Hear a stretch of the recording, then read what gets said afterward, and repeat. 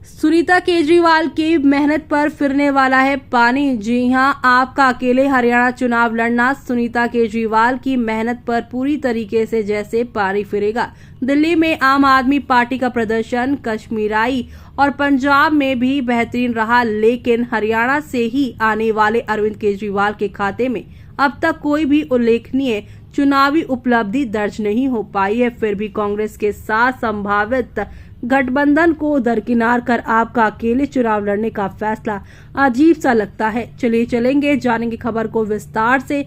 तब तक आप हमारे चैनल टीसी न्यूज चैनल को लाइक एंड सब्सक्राइब करना ना भूलें।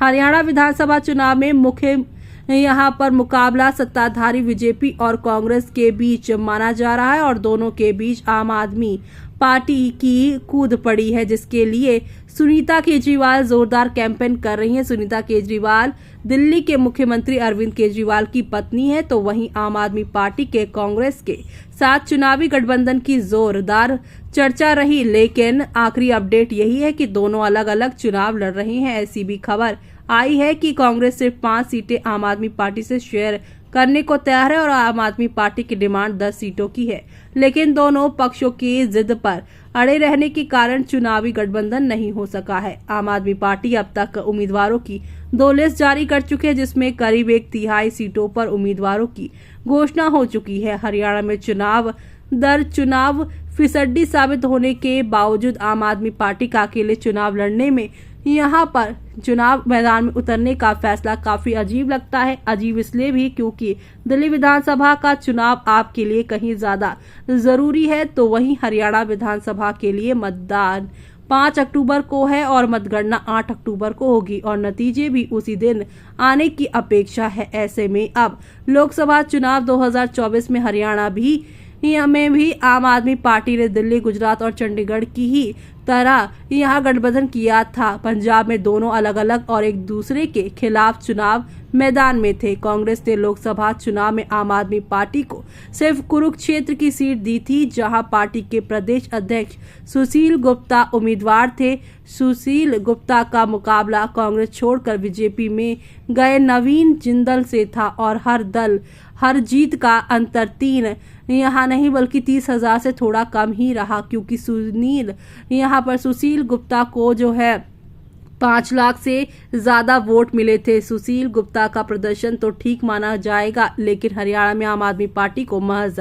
3.94 यहाँ फीसदी की वोट ही मिल पाए थे। 2019 के हरियाणा विधानसभा चुनाव में आम आदमी पार्टी का वोट शेयर 0.48 दर्ज किया गया है। हालांकि पार्टी ने सिर्फ यहाँ पर जो है 46 सीटों पर ही उम्मीदवार उतारे थे, मतलब सारे उम्मीदवार जीत जाते तो सरकार भी बन सकती थी। हरियाणा में विधानसभा की 90 सीटें हैं और बहुमत का नंबर यहाँ पे 46 ही है, लेकिन रिजल्ट घोषित हुआ तो आपका 0 बैलेंस निकला, जिससे यहाँ ठीक पहले हुआ आम पार्टी ने 3 उम्मीदवार खड़े किए और वोट शेयर 0 ही रहा। और ऐसे में हरियाणा विधानसभा चुनाव को लेकर अरविंद केजरीवाल की आम आदमी पार्टी पहली बार उतना ही सीरियस लग रही जितना कि यूपी की 10 विधानसभा सीटों पर होने वाले उपचुनाव को लेकर मायावती की बहुजन समाजवादी पार्टी, और दोनों की हालत भी मिलती जुलती है। वैसे बीएसपी ने हरियाणा में चुनावी गठबंधन किया है। अब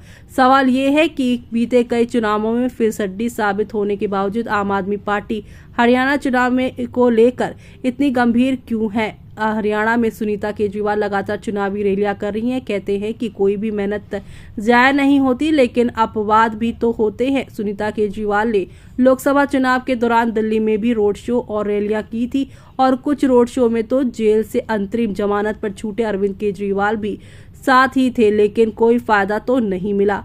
फायदे की उम्मीद तो हरियाणा में भी अब तक नहीं है, जबकि दिल्ली में आपके लिए सत्ता बरकरार रखना सबसे ज्यादा जरूरी है। दिल्ली पर भी अरविंद केजरीवाल की पूरी राजनीति टिकी हुई है। अगर जेल में रहने के बावजूद अरविंद केजरीवाल प्रासंगिक बने हुए हैं तो उसकी वजह उनका दिल्ली का मुख्यमंत्री होना है, और अगर यहाँ पर काफी मेहनत को भी यहाँ हरियाणा में कुछ खास हासिल नहीं होता तो सुनीता केजरीवाल की मेहनत तो बेकार ही जाएगी। लेकिन अरविंद केजरीवाल और उनकी टीम जानबूझकर ऐसा क्यों कर रही है? जितनी मेहनत सुनीता केजरीवाल हरियाणा में कर रही हैं, अगर वो दिल्ली में कैंपेन कर रही होती तो क्या कोई भी फायदा मिलता? मानते हैं कि मनीष सिसोदिया जेल से लौटकर दिल्ली में पद यात्रा कर रहे हैं। अगर सुनीता केजरीवाल भी दिल्ली में होती तो फायदा तो डबल ही होता।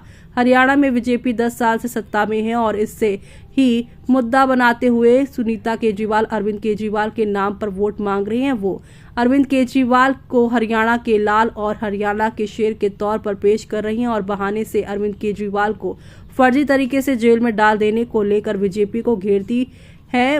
वो खुद को हरियाणा का बहू बताती हैं और हरियाणा के बेटे के लिए इंसाफ की लड़ाई में लोगों का साथ मांग रही हैं। अरविंद केजरीवाल हरियाणा में हिसार का खेड़ा उनका पुश्तैनी गांव है। लोकसभा चुनाव में धर्म पर जाति की राजनीति हावी देखी गई है। हरियाणा विधानसभा चुनाव को लेकर भी ऐसा ही माना जा रहा है कि हरियाणा में निर्णायक भूमिका में जाट और गैर जाट वोटर ही हैं। बीजेपी और कांग्रेस में भी दोनों को अपने अपने पक्ष में करने की होड़ मची हुई है। मुश्किल ये है कि यहाँ आम आदमी पार्टी भी धर्म और जाति वाले समीकरण में फिट नहीं हो पाती है। दिल्ली में अब तक उसके सफल होने के पीछे वजह भी वहाँ की यहाँ जो है कंपोस्ट पॉलिटिशियन आबादी है। कांग्रेस भी गुटबाजी से परेशान है और बीजेपी में टिकट बंटवारे को लेकर नेताओं सरेआम रोना धोना भी यही बता रहा है कि घर घर झगड़ा भारी है।